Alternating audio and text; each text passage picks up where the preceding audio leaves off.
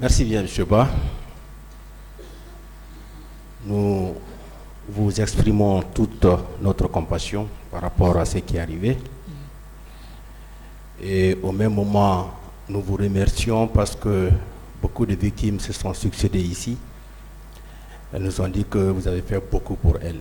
Merci. Merci pour ce soutien. Vous étiez le président du comité d'organisation de ces manifestations, n'est-ce pas? Oui. Ça veut dire que vous êtes la personne la mieux indiquée pour nous donner des explications réelles par rapport à ce qui s'est passé. Bon, c'est vrai. D'accord. Et vous étiez là, toutes les péripéties, tous les périples, vous avez pris part. Oui. D'accord. On va insister sur certains passages.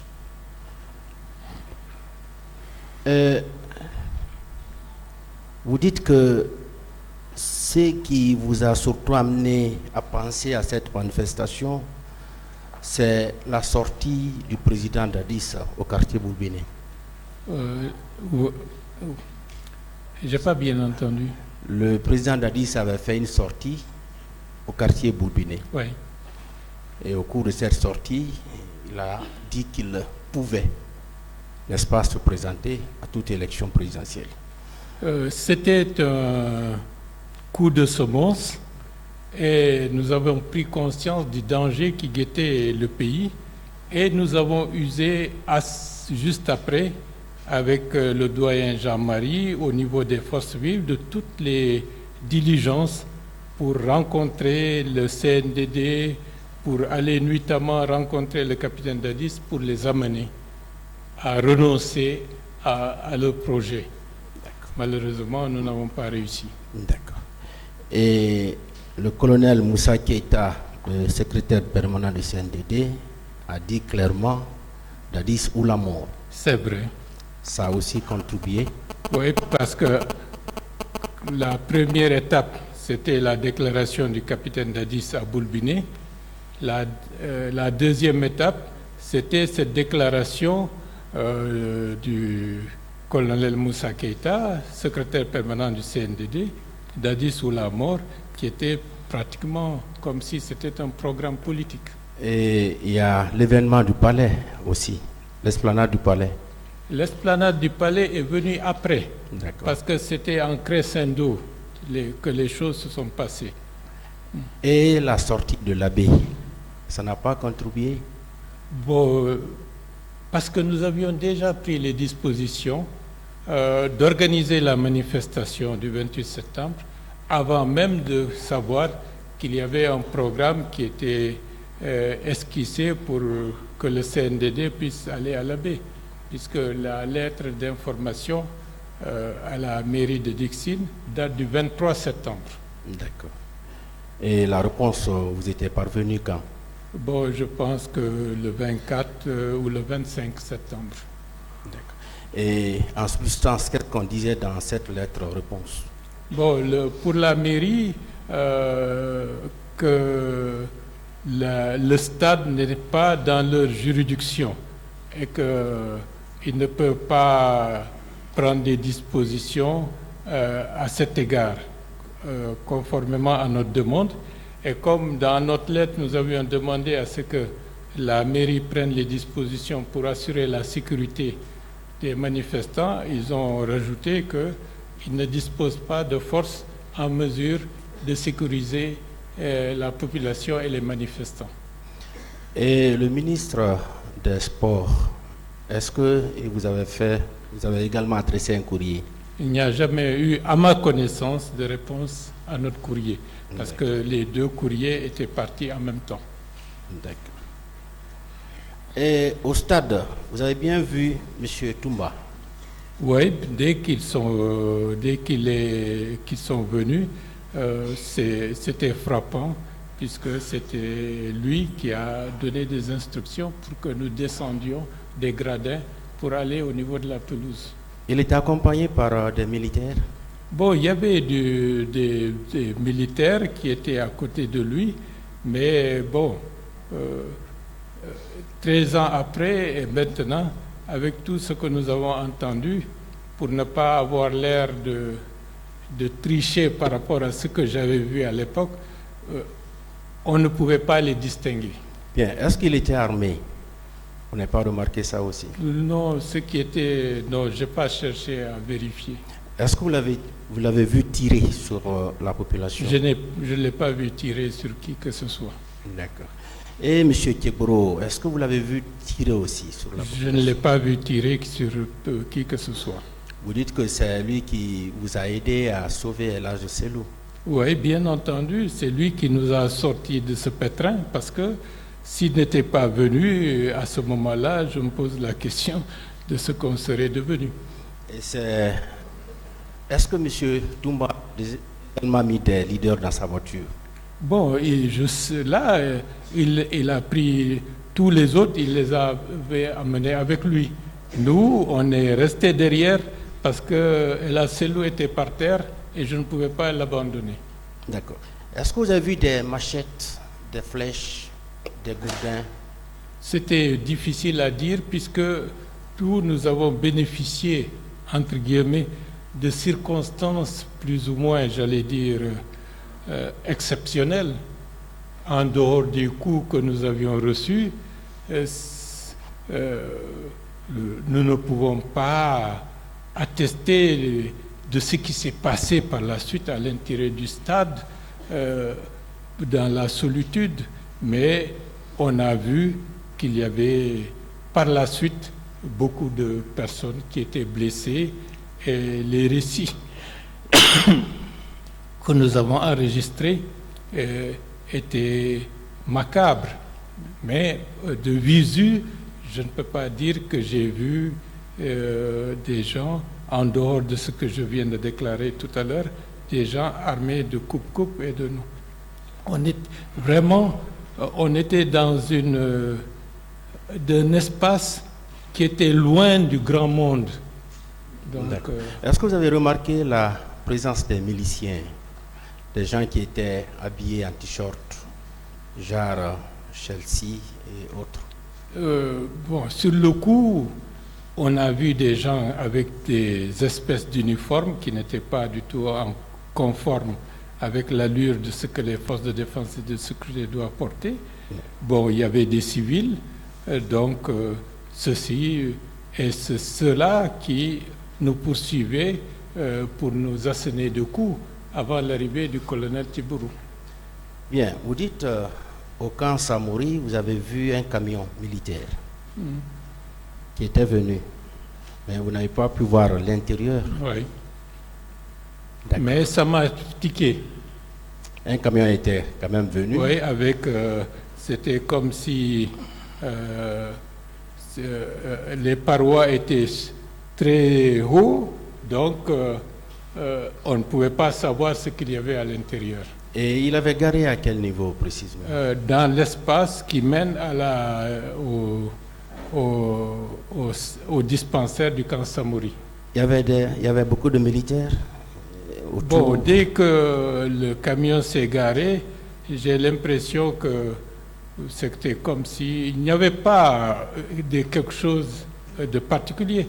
J'ai simplement vu un militaire essayer de voir ce qu'il y avait à l'intérieur et après il est redescendu et voilà. Il vous a quand même semblé qu'il y avait quelque chose à l'intérieur? Ça m'a semblé bizarre. D'accord.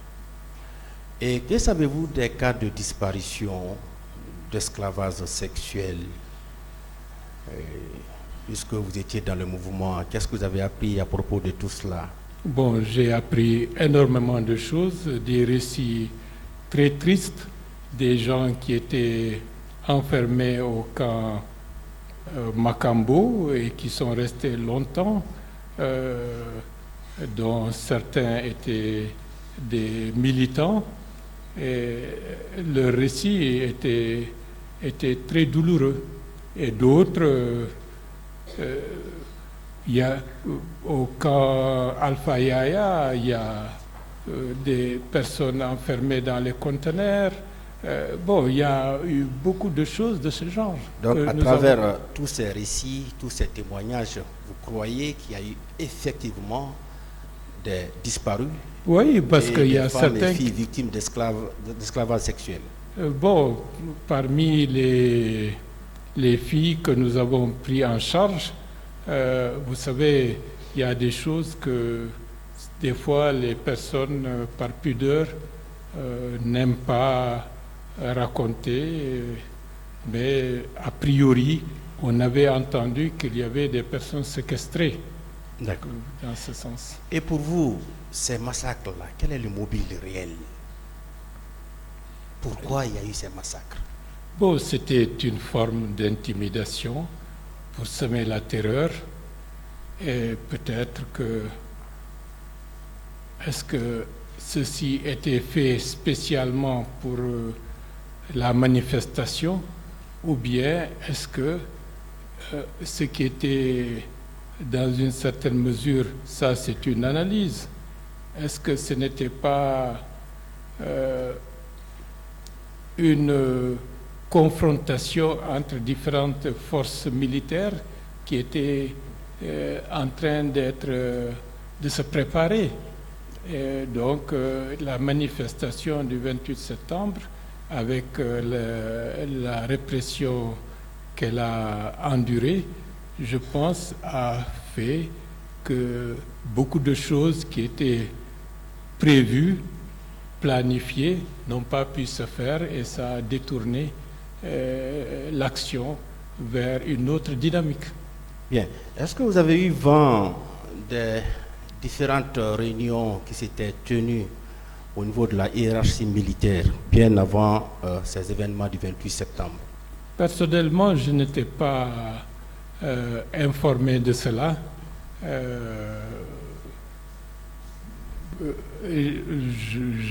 Je n'ai pas appris qu'il y avait ce genre de réunion, mais je dois dire que je m'intéressais peu à ces aspects. Sinon, on risquait d'être, comment on appelle ça, intimidé, ou parce qu'on sait comment les choses se passent. On vous fait croire qu'il y a des choses qui se préparent parce que, dans le but de vous déstabiliser. Et personnellement, j'étais focus sur l'organisation de la manifestation proprement dit. D'accord. Au cours de cette matinée du 28 septembre, il avait plu, hein? Oui, il y avait une fine pluie, mon inquiétude, c'était que la pluie soit suffisamment forte, parce que en 92, le fait que, à ce moment-là, pour la conférence Nations souveraines, que beaucoup de responsables se soient débinés à la dernière minute, ont impacté de manière sérieuse la lutte politique, parce que de 92 à 2004-2005, c'est comme si c'était un ectoplasme plat. Il n'y avait plus de manifestations, il n'y avait plus de contestations. Et pendant toute cette longue période, on disait tout ce qui se fait en Guinée est possible.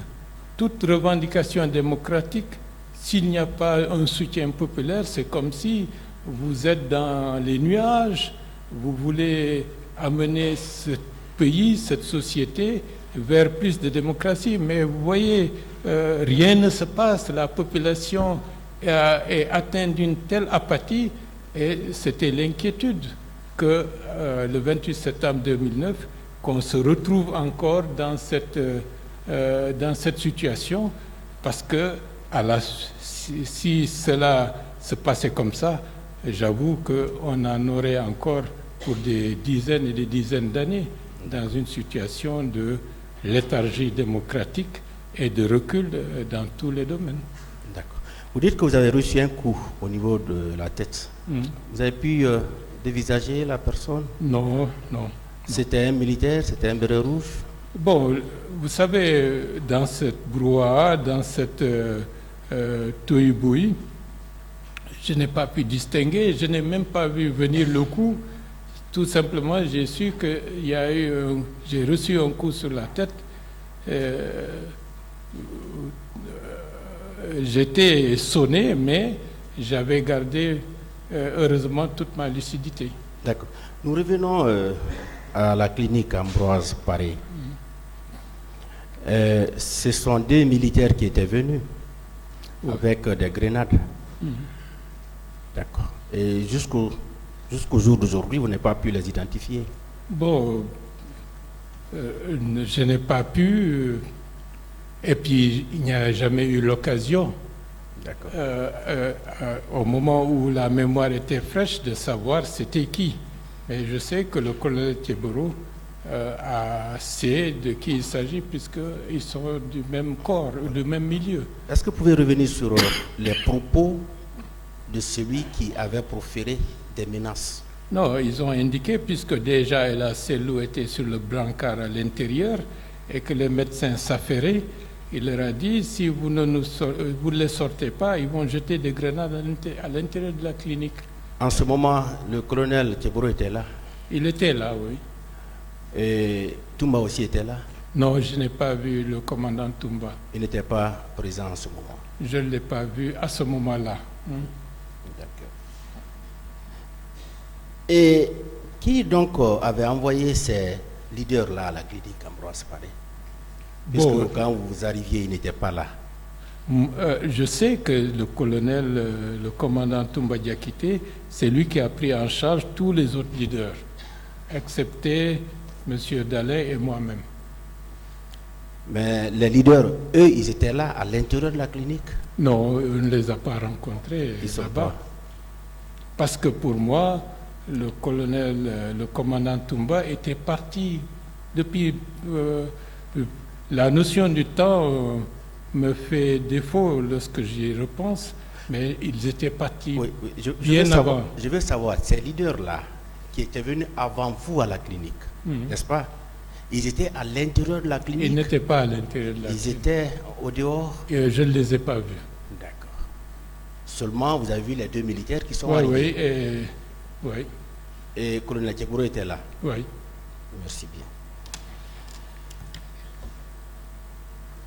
Au stade, vous avez vu des femmes violées, des filles violées? Pour cela, la seule femme que j'ai vue, c'était celle au niveau de l'esplanade, qui était entourée par des hommes en uniforme et qui cherchaient à la dévêtir, et elle se débattait pour protéger sa nudité. C'est le seul cas que vous avez vu? Oui, parce que... Oui, vous n'avez pas vu des corps? Non. Vous n'avez pas vu des blessés? Bon, nous étions blessés, mais... Hormis vous? C'était difficile parce que vous apercevez du monde, des gens qui courent. Peut-être certains sont tombés. C'était le sauve-qui-peut? Oui, c'était le sauve-qui-peut général. Et nous, est-ce que nous avons fait l'arrivée du commandant Toumba Diakité et notre sortie du stade? Est-ce que c'est 10 minutes? Est-ce que c'est 15 minutes? Est-ce que c'est 20 minutes? C'est difficile de se prononcer, mais bien. Je sais que d'autres sont restés là-bas des heures durant, et avec tout ce qui a pu se passer pratiquement dans la solitude. Vous dites que le président Jean-Marie vous disait qu'il avait reçu des menaces lorsque vous étiez arrivé chez lui. Lorsqu'on est arrivé le matin, il n'avait pas l'air de vouloir aller au stade.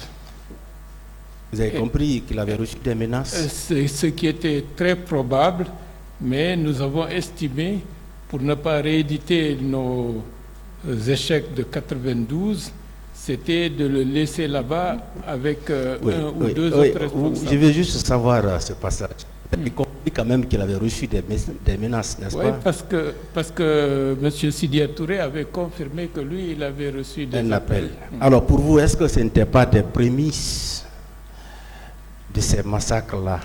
Non, ce n'était pas possible de penser que cela allait être possible. Donc au moment où vous alliez au stade, vous n'aviez jamais compris qu'il y aurait eu des massacres? Non, parce que d'autant plus, comme ministre de la Réconciliation nationale, le massacre du 22 janvier 2007, nous avions organisé une espèce de forum national où l'institution militaire était venue présenter ses excuses à la nation pour dire que plus jamais des choses de ce genre ne vont pas se répéter. Et malheureusement, ça c'était au mois d'août 2008. Par la suite, nous avons su que cette forme de justice transactionnelle n'était pas suffisante pour empêcher des expressions de massacre aussi dramatiques et tragiques comme celui du 28 septembre.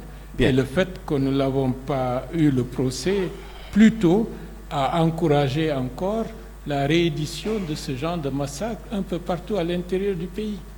Est-ce que la population civile portait sur elle des armes? Non, parce que c'était une exigence formelle de venir sans qu'il y ait toute confusion autour de ça. C'était une manifestation purement pacifique. Vous n'avez vu personne armée, parmi la population civile? Parce que même lorsque le matin on allait vers le stade, j'ai rencontré un jeune qui avait un sachet. Je me suis arrêté pour lui dire qu'est-ce qu'il a dans son sachet. Ça, c'était même loin du stade. C'était au niveau de Dixit, à côté, un peu à côté de comment on appelle ça, de la pharmacie. Mais comme c'était convenu, il ne fallait pas qu'il y ait quoi que ce soit qui puisse indiquer que des gens pouvaient transporter des armes blanches ou toute autre chose. D'accord. Et pour vous, ces massacres-là, est-ce qu'ils ont été spontanés ou bien ils ont fait l'objet d'une préparation minutieuse pour vous? Bon, c'est un peu compliqué, mais déjà, le fait d'ouvrir le stade, pour moi, c'était un élément qui n'était pas normal. Oui, cette question, elle est importante. Pour vous, parce que comme je l'ai dit, vous êtes en amont, vous êtes en aval. Oui. Pour vous, ce que vous avez constaté au stade, est-ce que ça pouvait vous faire dire que c'était spontané, c'est-à-dire les gens ont appris que vous étiez mobilisés au stade, ils sont venus pour réprimer, ou bien ils ont pris toutes les dispositions pour pouvoir réprimer cette manifestation-là? Bon, comme je ne suis pas au courant mais le fait que le portail du stade soit ouvert, pour moi, était un élément qui sentait un piège qui allait se refermer autour des manifestants. Mais comme la situation s'est présentée, on n'y pouvait rien parce que c'était une foule qui nous a transportés, enthousiastes, croyant que le fait d'entrer dans le stade était une victoire en soi. Intérieurement, lorsqu'ils m'ont porté, j'étais inquiet du fait qu'on rentrait dans le stade. Mais bon, on n'y pouvait plus rien. D'accord. Et